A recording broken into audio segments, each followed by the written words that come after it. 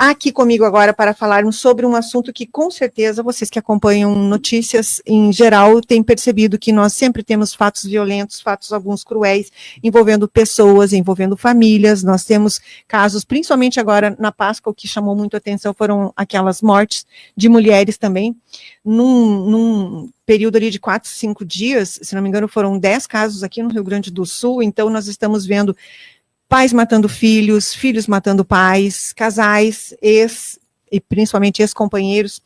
E quem vai conversar comigo hoje aqui sobre o que pode estar por trás desse comportamento diferenciado das pessoas, porque não é normal um comportamento em que alguém queira tirar a vida de outra pessoa, ou para atingir até um terceiro, como em alguns casos.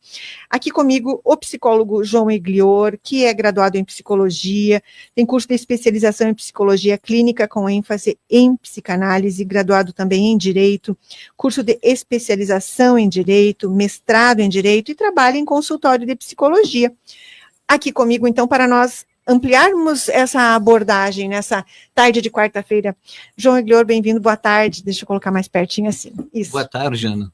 É um prazer estar aqui contigo e poder falar com os ouvintes da Rádio Gazeta, trazendo algum conteúdo da nossa área da psicologia. E o que a gente pode...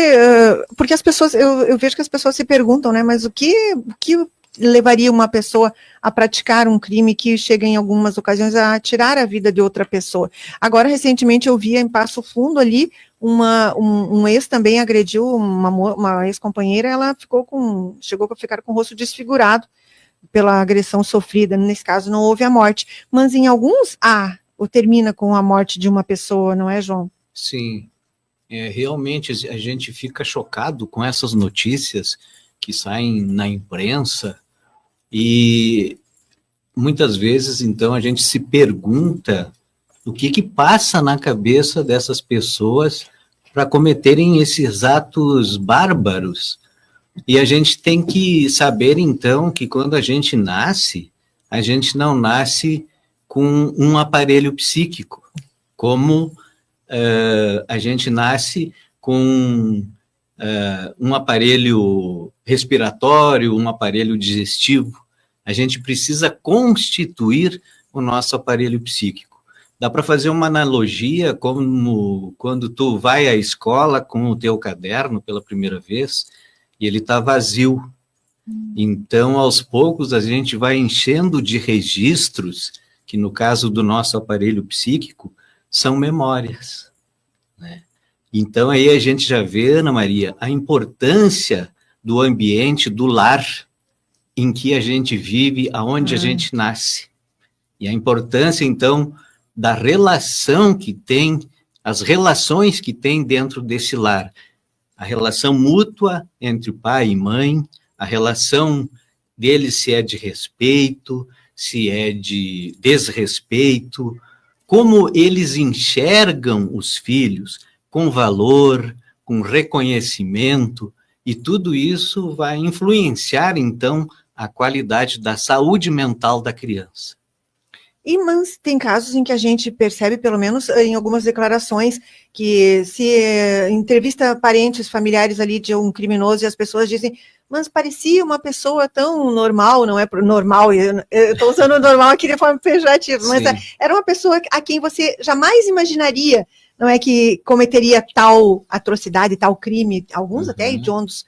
Então, a pessoa disfarça muito bem isso em algumas ocasiões. No seu comportamento diário? É que a gente não sabe, na realidade, o que está acontecendo lá no interior do lar, né? Então, assim, eu penso que em lares que têm pais, em ambientes que têm pais, por exemplo, narcisistas, que enxergam o filho apenas como um complemento, que não estão preocupados com a vontade, com a singularidade, com os desejos dos filhos, mas, por exemplo, só pensam nos filhos para atingirem, para alcançarem aquilo que eles querem. Então, eles escolhem a profissão que o filho vai ter, o que ele vai comer, o que ele vai vestir, com quem ele vai namorar, com quem ele vai casar. Então, teve até uma colega minha, agora eu me esqueci o nome, que ela atendeu um menino que até os 2 anos de idade ele foi vestido como menina, porque era o desejo da mãe de ter uma menina. Outros tipos de pais apáticos, pais que passam a mão, panos quentes nos erros dos filhos, que atendem todas as vontades dos filhos, né? Pais que Freud chama, tem uma fase da nossa vida que a gente precisa do narcisismo dos pais, né? Porque a gente precisa gostar da gente, em primeiro lugar, né? Então, nesta fase, os pais, logo no início, né, os pais veem a criança com todas as perfeições. Todas as regras, todas as leis foram revogadas para aquela criança no início. A criança pode tudo. Só que vai passando o tempo e os pais começam a fazer cobranças. Começam a instaurar diques na criança do nojo, da vergonha, da piedade, não pode machucar o cachorrinho, né, diques da oportunidade, tu já está meio grandinho para fazer esse tipo de coisa, entende? Então, aí já vai mudando a situação. E, em alguns lares, isso talvez não aconteça, como tem esse caso, assim, de pais apáticos. Mães depressivas, que, por exemplo, engravidam e, durante a gravidez, faleceu um ente querido, uma mãe dela. E aí, ela, depois que nasce a criança, ela não consegue resolver essa questão do luto. E ela está ali deprimida, e o filho está ali crescendo dentro desse lar com uma mãe deprimida, às vezes, em razão desses padecimentos, até a criança serve como uma espécie de enfermeiro dentro de casa, atendendo a mãe. Invertem os papéis nesse caso. Também pais pouco presentes em razão do trabalho, em razão das lides profissionais, às vezes estão presentes dentro de casa fisicamente, mas não emocionalmente. Mães que tratam os filhos de forma mecânica, robotizada, que atendem às coisas materiais que a criança precisa, mas não dão carinho, não dão ternura. Como no caso, assim, dá para pegar lá o exemplo do filme Precisamos Falar sobre Kevin. Eu acho ótimo. Tem o livro está ali na redação. O livro, eu vi o filme em razão do livro, que é maravilhoso, e eu acho muito mais impactante. Me marcou muito, pode continuar, João. Pais que tratam filhos com indiferença. A criança pequena, ela gosta de pular e ver que o pai está olhando, né, aquela coisa, e os pais não estão nem aí para a criança, ou com negligência. Por exemplo, a criança é praticamente abandonada, né? Está ali sem os cuidados de higiene, né? Um monte de coisa. E também, pior ainda, lares em que tem violência doméstica, abusos sexuais, né? E tudo isso, pode falar. Ou seja, então, muito do que o adulto ou o adolescente, porque a gente vê, tem crimes cometidos por pessoas jovens também, crimes cruéis, muito disso está relacionado à história de vida que a pessoa teve desde a infância. Eu como sigo a linha psicanalítica, né? Sim. Então eu acredito muito da influência ambiental, né? Daquilo que acontece dentro do lar, por causa daquilo que a gente falou no início, que a gente tem um aparelho psíquico que precisa ser constituído a partir do nascimento, entende? E, claro que, se tu for olhar outras linhas, acreditam também na possibilidade de questões de origem genética, né? Mas eu acredito muito nessas condições do lar, né? Um lar mais saudável seria mais adequado, né, para que uma criança não tivesse tantos problemas, tantas dificuldades de origem psíquica. Quem está conversando aqui comigo nessa quarta-feira é o João Iglior, psicólogo. Estamos aqui falando sobre um pouco de como pode se encontrar na mente das pessoas essa origem por comportamentos agressivos, violentos, que a gente tem visto muitos aí terminarem até em mortes de pessoas da família, parentes, pessoas conhecidas, e de maneira tão difícil de explicar, porque nada justifica, não é? Imagina um ato criminoso, principalmente se a pessoa, como eu vi esse fato, as pessoas estão envenenando alimentos para matar outras pessoas, como agora a Páscoa serviu para isso também. E até a gente até brinca, não é? Quando alguém está presenteando com chocolate. Hoje em dia a pessoa tem que ficar até com medo, não é, João? Então é tudo muito. Mas sempre, não é que estejamos assim agora. Isso vem já de muito tempo. Eu acho que agora a gente tem uma divulgação muito maior. Será que não? Qual é a sua opinião? Ou sempre foi assim? Não, eu acho que as duas coisas, né? Hoje em dia a gente tem acesso à mídia, todo mundo. Pegou o telefone e está ali, tu não precisa nem pesquisar, já aparece para ti as notícias do dia. Então tem essa questão, né? Da velocidade da comunicação. Né? Mas assim, eu gostaria de falar um pouquinho sobre a consequência que esse tipo de ambiente vai produzir para a criança, né? Então, a criança ela vai ficar muito vulnerável nesses tipos de ambientes que eu estava falando antes, né, principalmente no campo emocional. E aí, chega essa questão, ela vai ter na vida adulta, lá na adolescência, na vida adulta, dificuldade para lidar com outras pessoas.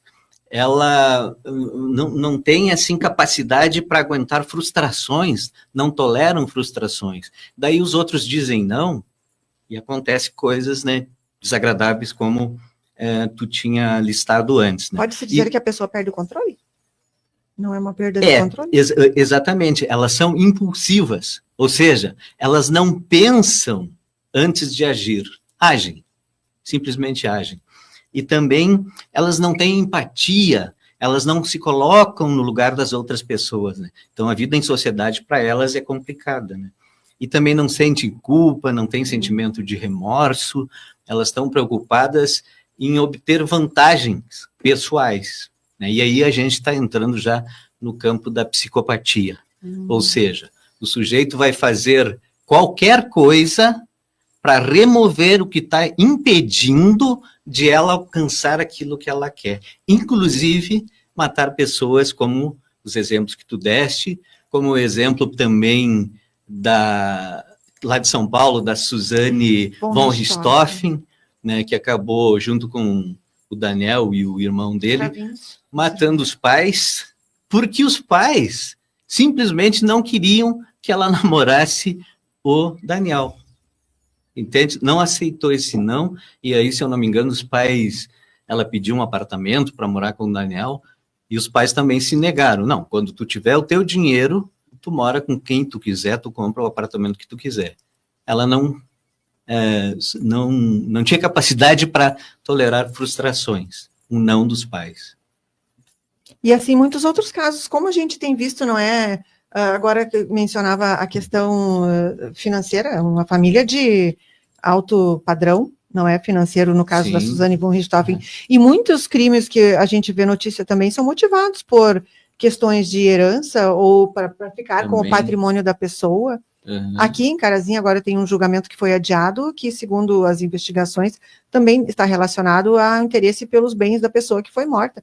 Então isso também tem faz parecer com que é bem isso, não é? A pessoa não só mede os seus atos, como também pouco importa a vida que está sendo tirada. Não, é aquilo que eu falei, não tem sentimento de culpa, nem de remorso, querem só alcançar aquilo que eles entendem como vantagem pessoal, que eles querem. Mas essas famílias também não vêm, aquilo que a gente ouve, a família também não vem com manual ali no casamento, não é? As pessoas muitas vezes vão errando e não, sem se dar conta de que o quanto está afetando a mente aquele inocente ali que surgiu. Nem seria o nosso tema, né? Mas daí já me lembrei, eu associei aquilo que diz o Winnicott, Donald Winnicott, que uma mãe não precisa ser perfeita, ela precisa ser suficientemente boa, entende? Porque todos nós vamos errar. Claro. E tanto que é difícil dizer assim que alguém é 100% saudável do ponto de vista psíquico. Em tese, nós todos que não somos psicóticos, que não sofremos com psicose, essas doenças mais graves, nós somos neuróticos. Ou seja, porque os pais não têm como traduzir tudo que está acontecendo para a criança. Muitas coisas vão ficar sem uma explicação para os filhos. E o que os filhos fazem quando a gente é pequeno? A gente fantasia ou cria uma teoria para suprir essas lacunas que os pais não conseguiram, né? Até porque eles também têm inconsciente, então o inconsciente deles também não é 100%, entende? Então, a criança vai suprir essas lacunas que os pais não conseguem explicar com aquilo que ela tem dentro dela. Né? Tá aí, então, falamos um pouquinho aqui sobre todo esse cenário, para tentar um pouquinho compreender, não é, o que passa na cabeça das pessoas quando a gente observa atos tão violentos por aí. Obrigada a todos que estão aqui na nossa companhia. Agora faltam 5 minutos para as 2 da tarde. João Eglior, o que mais gostaria de falar sobre esse assunto antes de encerrarmos? Não, é que eu penso assim, abordagem. Em termos de medidas, rapidamente, né, preventivas, então, nós temos que ter consciência da fragilidade da criança quando ela nasce, tanto física quanto psiquicamente, né? Quem tem o interesse de ter um filho, tem que pensar o seguinte, que a vida vai mudar, né? Que talvez tem que adiar metas profissionais, se gostava muito de sair, talvez tem que ficar um pouco mais em casa, e também, assim, a qualidade psíquica dos pais é fundamental para um bom desenvolvimento maturacional da criança, esse do ponto preventivo. E se as coisas não deram certo, não foi como planejado, aí, claro, cabe um acompanhamento por um psicólogo dessa criança. E a gente vê na clínica que, às vezes,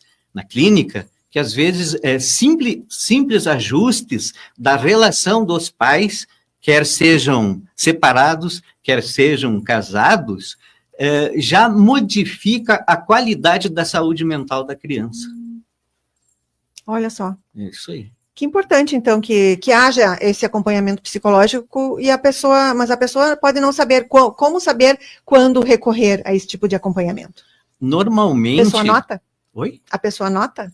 Não, normalmente, sim, a criança já começa a apresentar alguma coisa na escola, ou em casa, alguns comportamentos que fogem de uma certa normalidade e que incomoda a relação em casa, a relação na escola, começa a trazer prejuízos para esses tipos de relações. E daí, normalmente, é aí que os pais procuram um acompanhamento psicológico. Pode não ser nenhum comportamento agressivo em casa, mas algo que fuja do habitual. Só que depende dos pais, né? No caso daquele do filme, que tu tem um livro, né, o guri judiava, e daí acontece do pai apático, que passava a mão, não, tá tudo bem, né? E a mãe ausente, distante, não é? Totalmente, ela tinha, a gente percebia um distanciamento muito grande entre mãe e filho ali, não é? Eles não conseguiam se comunicar. Era aquilo mecânico, né? Robotizado, sem ternura, sem carinho, né? Então, tudo isso. Mas, geralmente, é isso aí. Começa a haver um prejuízo nas relações que a criança está envolvida, e aí os pais procuram, né? Olha só. Bem, João Eglior, muito obrigada.